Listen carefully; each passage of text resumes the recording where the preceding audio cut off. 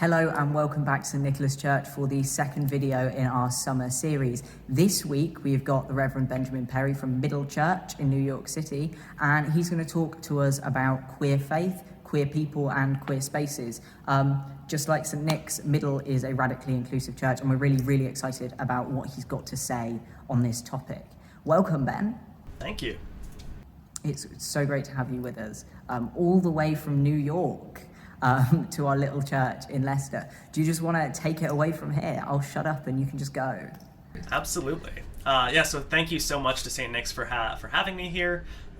This is a really beautiful series that you're all putting together, and I am honored to be a little part of it. So I am here in New York and talking about spaces. I'm potently aware that I am filming this in my parents' basement. You can see the games and things over there, and the little fireplace and things. And just being in this space is a reminder of how much places mean, how much they evoke memory, how much they evoke our sensory memories. Sitting here on this carpet, I can remember playing board games with my family. I think about Christmas morning when we were unwrapping presents. I remember hiding down here with my brother playing video games at like 2% volume so that my parents wouldn't hear upstairs and tell us to go to bed. But also, more tender things. I remember breaking up with my first romantic entanglement and us crying on the couch. All of this prelude to say that rooms hold memory. Not to get too woo-woo and out there with it, but I also really believe that rooms hold energy. That there is some continuation of what has happened in a space before you enter it and what will happen in a space after you leave it.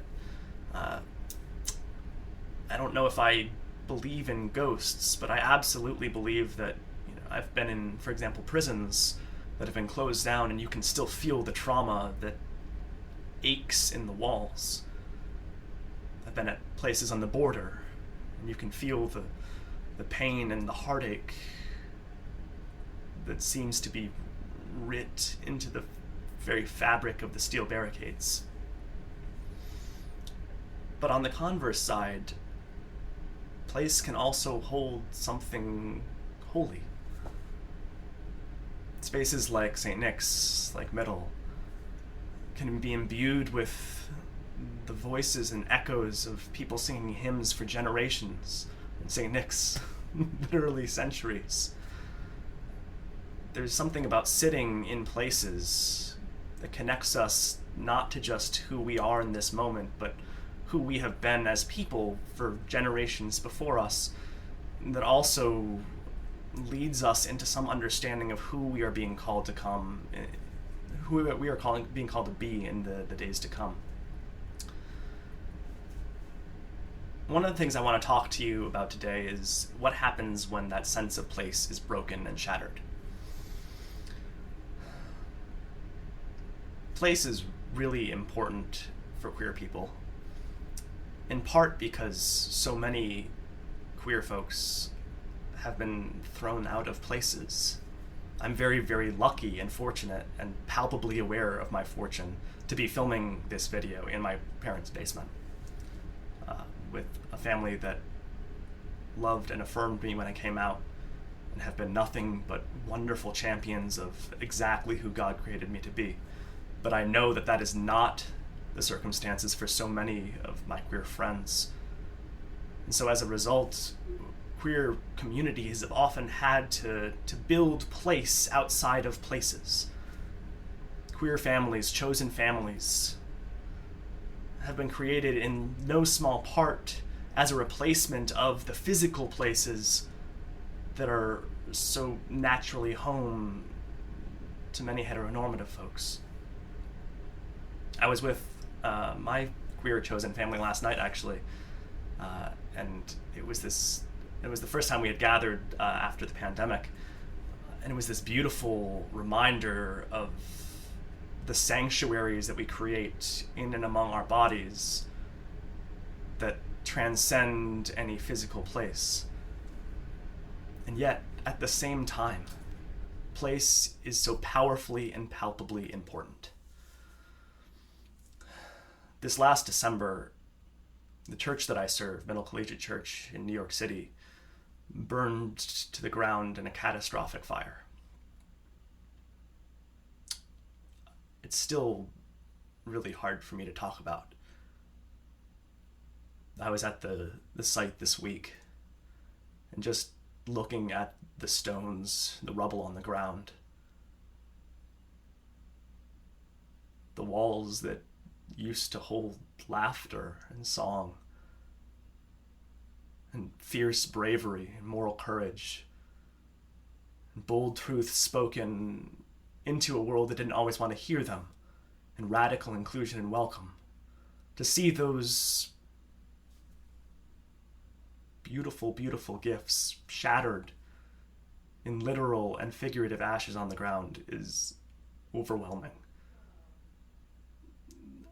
I don't think there's anything that could have prepared me to watch a place I love burn. And one of the things that's been hardest about the entire experience is precisely what I was naming before. So many people at Middle come to Middle and find Middle because they have been thrown out of religious communities in the past, because they were victimized and traumatized in places of faith, where people wielded God talk as a weapon to harm their humanity, to tell them that they were not, in fact, fearfully and wondrously made. And so for so many people at Middle was the first place that people heard that God loved them.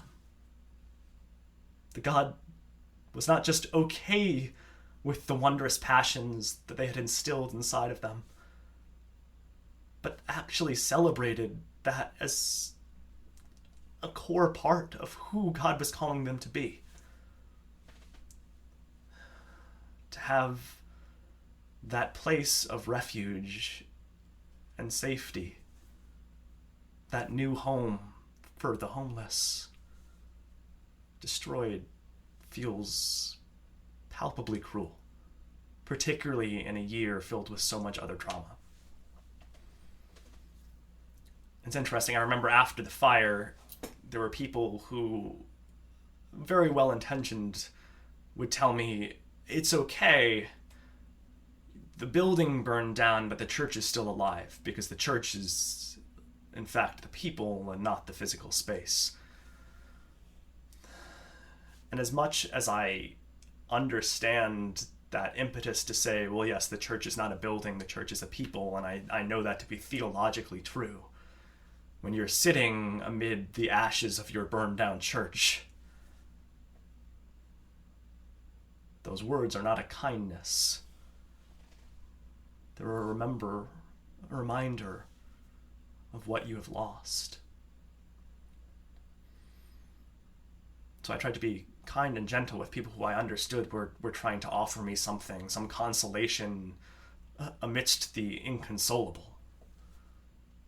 And yet, the entire experience was this reminder that the places that matter to us, the sacred spiritual places that we have invested our spiritual lives into, matter so palpably, so deeply.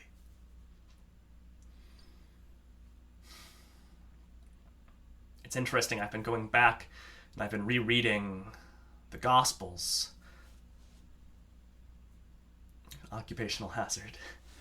But of course, I learned in seminary that the Gospels were written in large part in response to the destruction of the Second Temple around 70 CE, that the Romans come in, they lay siege to Jerusalem and raze the temple to the ground, and that this traumatic experience of watching their holy place destroyed, watching tens of thousands of people crucified outside the walls of Jerusalem, a horror so unfathomable that the historian Josephus talks about bodies wanting for wood for crosses. There wasn't enough wood to crucify all the people that the Romans wanted to crucify. This was the inciting incident that spawned the formation of our holy texts. And I knew that I went to seminary and I learned that. But it wasn't until I was sitting amid the ashes of my own spiritual home that I was called to lead that I really started to grapple with what that meant and why the folks who wrote the Gospels may have been trying to etch into words what they had lost in stone. The Bible became a spiritual home when that physical home was destroyed. That something in the writing and the retelling of these stories allowed people to find and recreate place when they didn't have a place to be.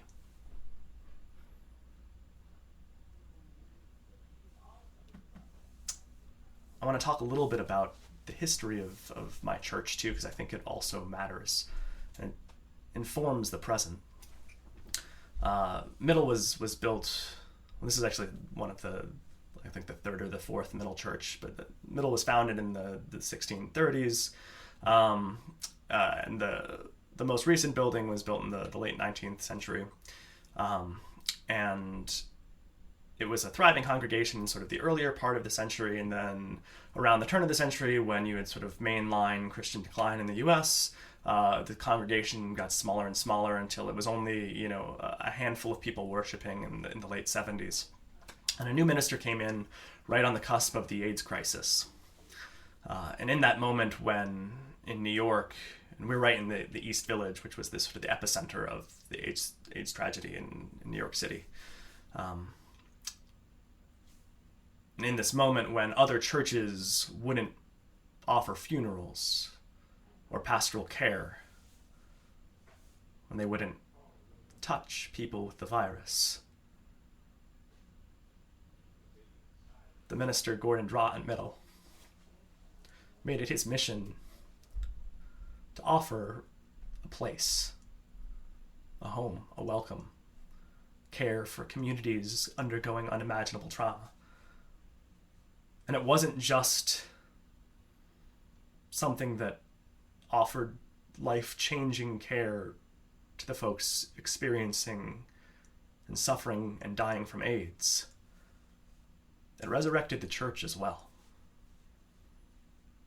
And the church became this beautiful home of vibrant queer life.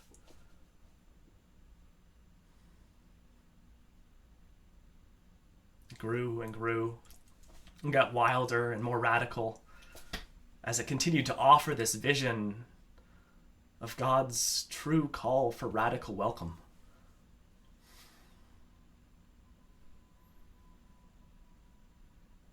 I'm drawn again in this house to think about my parents' best friend from college who died from AIDS.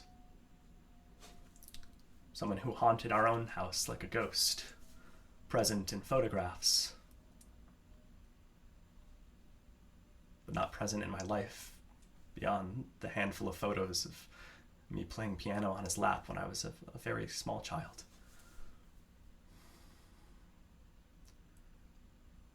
And I know that for folk like Paul, that places like Middle offered consolation amid the inconsolable.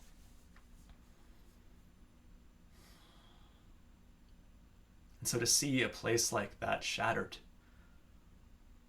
reminds me just how important places like Middle, places like St. Nick's are. Because the converse of what happens when holy places are shattered is what we can do to consecrate them. I think it's wondrous and just an absolute delight and joy that a place like St. Nick's exists. That you have a church that has been worshiping since the 800s, that today offers the kind of connection to past and present and the hope for a future for so many people who have also been displaced. The love you share, that gospel you proclaim, consecrates the walls of your church more profoundly than any builder ever could. There's something about the hymns that echo on stone walls, that continue to fill a church with music even after the congregation has left. And it is very, very clear that St. Nick's is exactly that kind of community. One of the things, as I was talking to Jay, who's fabulous, and again, I thank him so much for inviting me to participate in this series. One of the things that he was telling me about the church that struck me as so beautiful and such an incredible symbol for why spaces like St. Nick's matter is that the church was passed over for renovation in the 19th century. That, as the church was beautifying and fixing old buildings and making them better, that it was too weird, too old, not practical enough to fix. That, to me, is such a beautiful resonance with both queerness and the gospel. Queer people have also been proclaimed too weird, not practical, unwilling to perform and play the games that society asks of us, the performances of gender that we are supposed to play, the performances and creation of family that we are asked to play along with. And instead, we have always created new forms of community, new forms of relationship that, while they do not follow the cultural maxims for what a family should look like, what partnership should look like,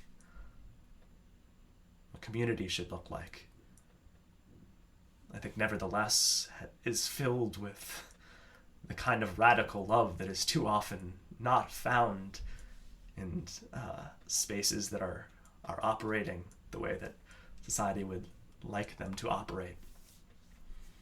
And so you have this church that is quite literally the stone that the builders rejected. And what a gorgeous cornerstone for what the church can become. I don't think it's any coincidence then that queer people find home and refuge in your building. I think there's something resonant in our experience, as I've said. But I think it's also this daring boldness to proclaim that something that has been around for so long can become something new. And that has always been the gospel call. I mean, I'm a Protestant, so we're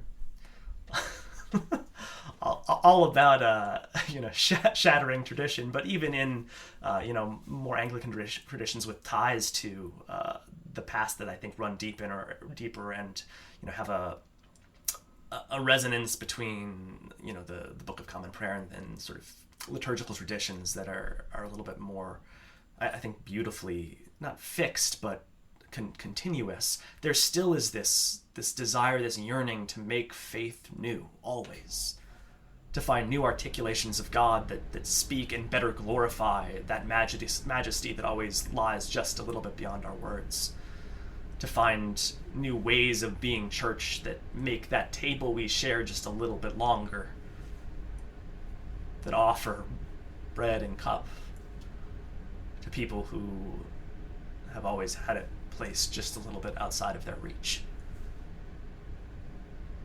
And I think that one of the things that, in my estimation, church needs to become in the next 20, 30, 40, 50 years is something a little bit more iconoclastic and removed from the cultural ethos as it's being practiced. I think that I don't know English spirituality as well as I know my own American tradition, but I would imagine it's probably similar. And one of the things that happened in the US in sort of the 50s and 60s is you had these sort of models of churches as like good corporations. You had, nice boards of directors and, mission statements and, an image of church that fits and dovetails very nicely with sort of a corporate structure, because that's the way to make church efficient. It's the way to do something. But I don't think it's the way to connect to God. I don't think it's the way to lead transformational change. And so I think that when I'm thinking about a new vision for church, there's some beautiful parts of St. Nick's that I think really sit at the very heart of what that vision might be. One thing is this appreciation for aesthetics over practicality, that yes, worshiping and being a community in old buildings is not always easy. They're not tremendously practical. There are things that become hard to do. They cost lots of money to maintain. They're in danger of fire and other kinds of destruction. They're fragile even as they also stand for a long time. But they're beautiful. They're beautiful. And that should be enough. The church, of all places, should be somewhere that can proclaim the importance of beauty. Not because it does anything else, but simply remind us that we are creatures who were made to appreciate beauty. One of my favorite little Talmudic bits is rabbis are talking about the creation of humans, and they're saying that after God created all the animals and all the plants, and had was surrounded by the angels and the whole heavenly host in this new world, it was still not complete, because God wanted a creature who could say thanks. I think our ability to appreciate beauty, to cultivate beauty for its own sake, because it's life-giving, because art is life-sustaining, because it powers justice work, because it reconnects us with what it means to be human. That is something that the church can offer the world, that is profoundly anti-capitalist, impractical, sometimes silly, but absolutely joyous.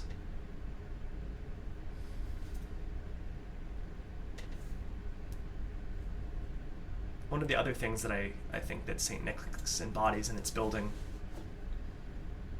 is a prioritization of welcome over structural integrity. I'll say a couple things as that's a little oblique. But in making the decision to carry forward with this wild and woolly building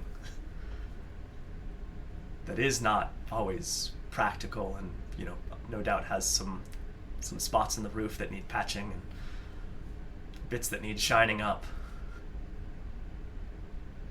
It's an affirmation that building matters.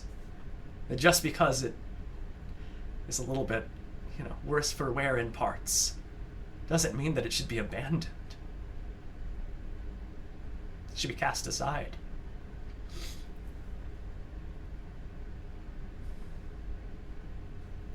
Isn't that what church is supposed to do? To take people in, tell them that the parts of them that are broken don't make them not lovable. That brokenness is not a sign of being broken. That the trauma we experience, the places that the world leaves us worse for wear, is not evidence that God doesn't desire, with all of their passion, our thriving.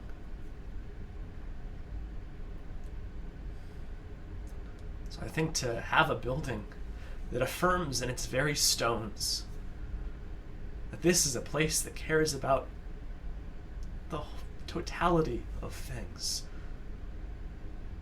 not just what their present state is.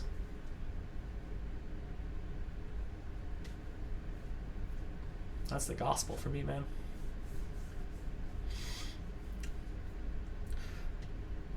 That commitment to seeing and honoring both where somebody is, but also who they can become.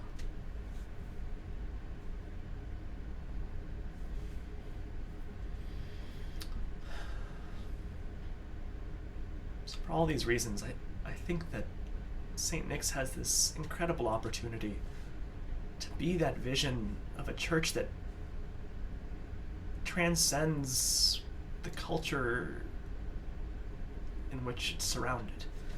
You have a church that is quite literally older than the nation state. And as we move towards a time in which nation states feel ever more fragile, Lord knows we need some kind of love that transcends the limited visions of our own political realities. We need spaces that remind us of what we have been through, and that we can continue to build something beautiful, something loving.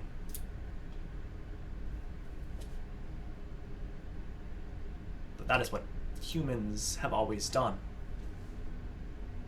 Patch up holes, fix mortar, and sing with reckless abandon, so that what we cannot fix with our hands, God might rub a little holy spit shine over.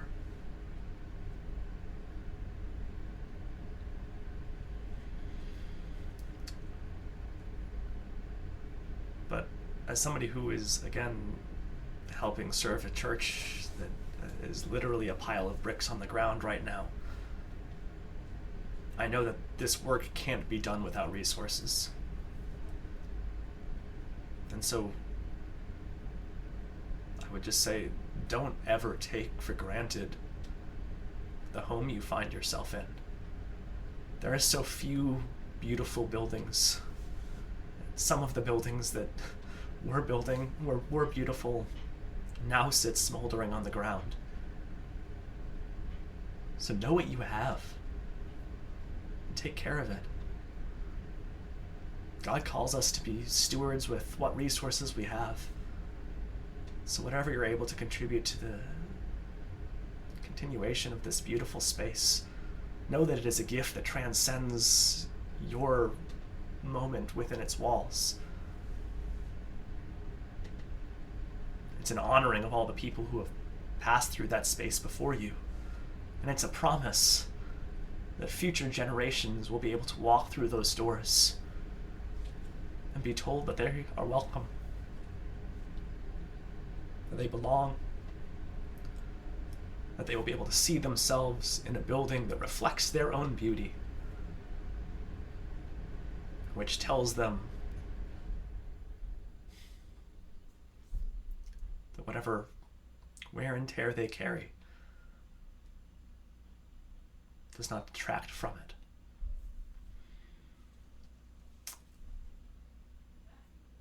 I remember, I'm having all these memories again, being in my parents' basement. I remember when I was a child, I would go to the church that I grew up in, which is one of those sort of very quintessentially American, 4 white walls and a steeple. And in the front of the church, there was this sort of archway that pointed up. And in my, deep 7-year-old theological sophistication, I remember sitting at the front of the church as we were singing hymns and things, and looking up and saying, well, that's the arrow to heaven. And sometimes I still do that.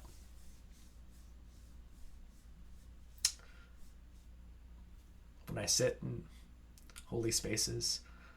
I don't know that I believe in an arrow to heaven or a clean heaven like that anymore, but I know that there's a holiness inside of them that directs us to be better, to find a love that transcends these mortal bones. Thank you so much for that, Ben. When I read about Middle, I was so stressed out. I'm assistant church warden here with the official term is particular focus on the fabric, which means that if the church burns down, I'm going to have a lot of work to do. And work aside, it's kind of my absolute worst nightmare of this place burning down, because when you worship in old spaces, you are the steward of that space and you're caring for it for future generations, but also everything Ben said about the space holding people. And I just wonder if you want to talk a little bit more about that in a sort of chatty way, Ben. Sure. Yeah, I mean, it's this, for me, it's this conviction that when we're in a church, it offers that sort of liminal space to be different than we are in other places. And not that, when we're outside of church walls, I mean, hopefully some of what we, experience within them, we carry out with us, or I think it's, we're in trouble. But in those moments when we are in that space, we find ourselves transformed, and it's a reminder of who we can be. And I think that that's why people come to church. I think it's why people go to religious spaces, is because it's a retethering of our humanity to something that is a little bit greater than it.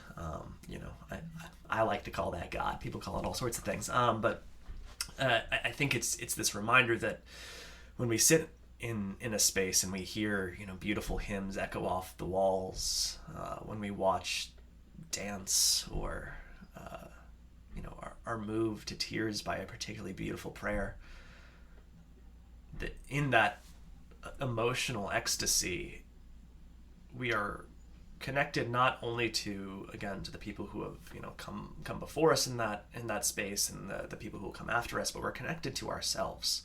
I think not that this is a particularly new or novel insight that capitalism separates us from our the essence of our humanity, but I mean, it does a pretty good job of that, and particularly now with so many of us living sort of dissociated lives, straddling between physical and digital spaces, and living more and more in the portal, as Patricia Lockwood would say.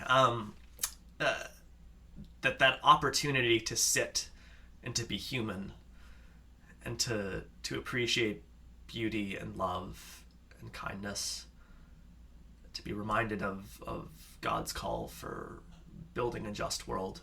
Like those moments, whether it's just popping into the church for a minute so you can say a prayer, or being part of a 4-hour extravagance of carols and scripture, that the time you spend in there actually heals us in ways that are not quantifiable.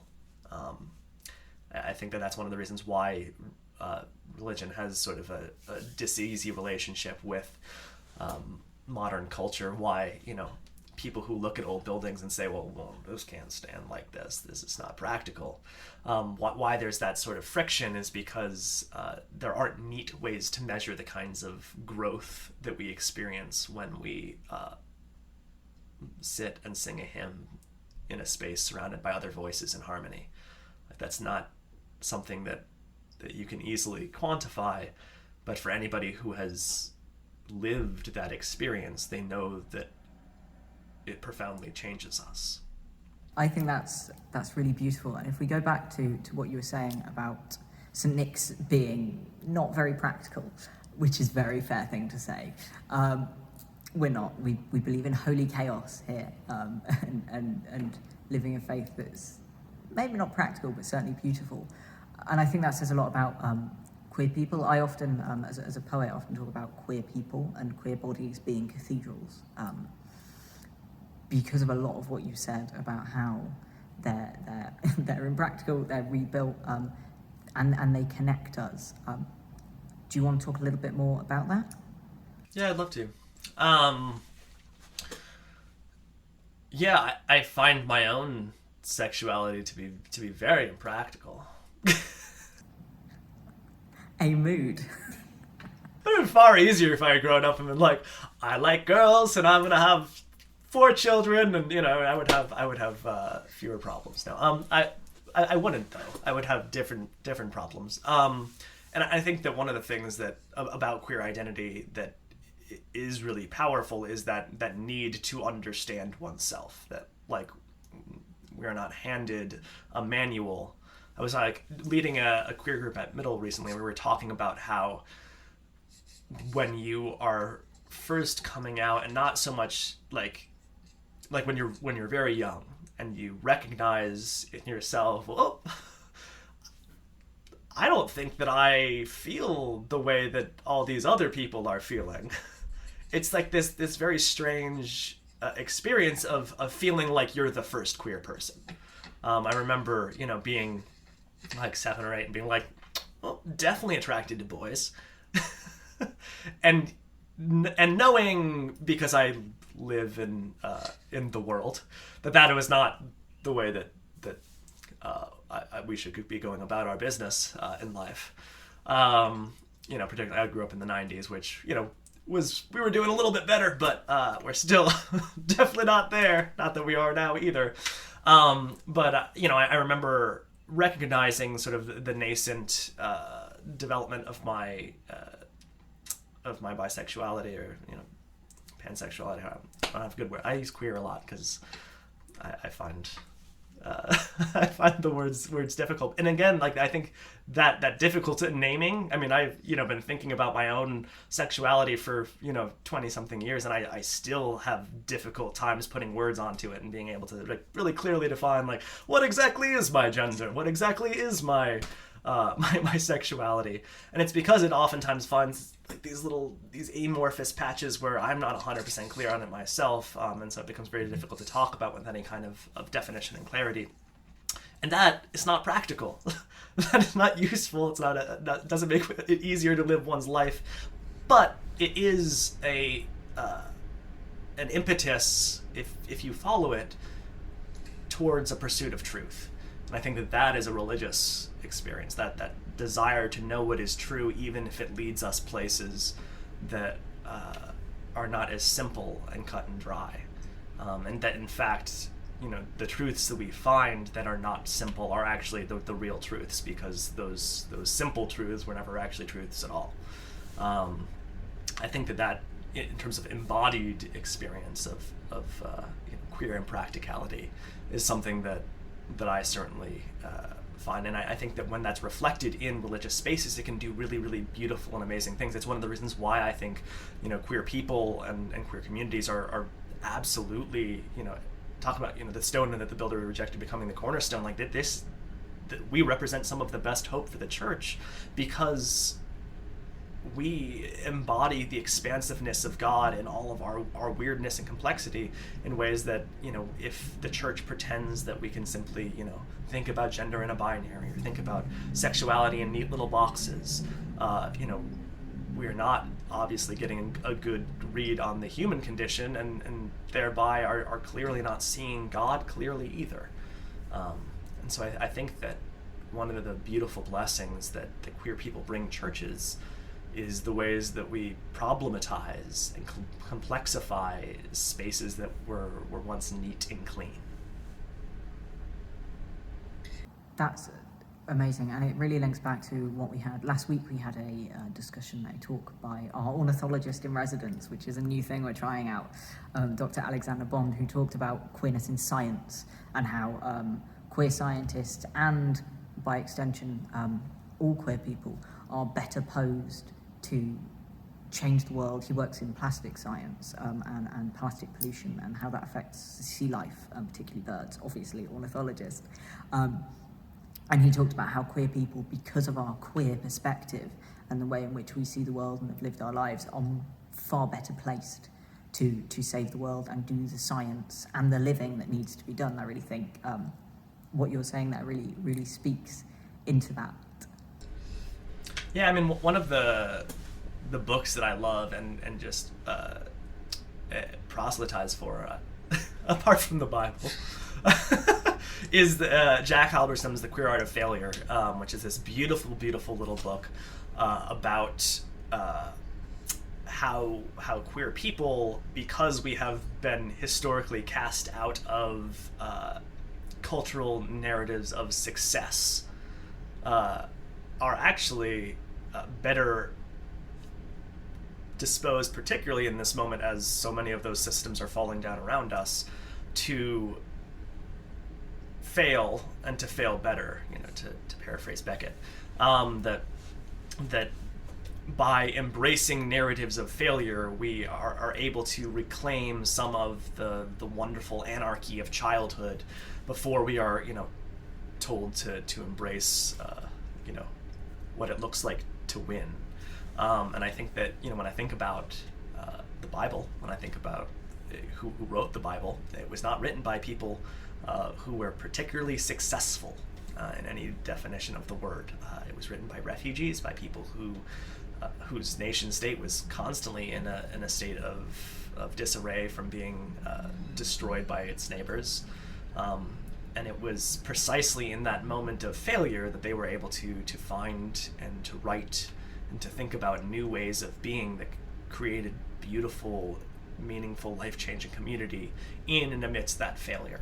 So I think that, as people who have been set up to fail, that understanding that in that failure is actually a vision for how we can structure relationship, society, church. And I think that speaks a lot to St. Nick's, because of course St. Nick's was supposed to be knocked down hundreds of times, and nearly fell down at least twice. We always say, there's a saying sort of among the people at St. Nick's, that we know that God's with us because otherwise it had fallen down by now. This building should not be here, and this congregation should not be in it. It should be a pile of rubble, and it should have been a pile of rubble a good few hundred years ago. But we know that God's with us, because whenever something desperate happens and we really need it, we're able to keep going. And I know that that's what's going to happen to Middle, and I'm really excited to watch you literally rise from the ashes. And hopefully one day to invite everyone from Middle here, and to maybe go and see it myself, in whatever stage of rising it's in. That's kind of all we've got time for this evening or afternoon. We're doing this on video. You could be watching at any time. This is kind of all we've got time for, but it's been really great to have you with us, kind of, in this church, and it's been really nice to be kind of with you in your parents' basement.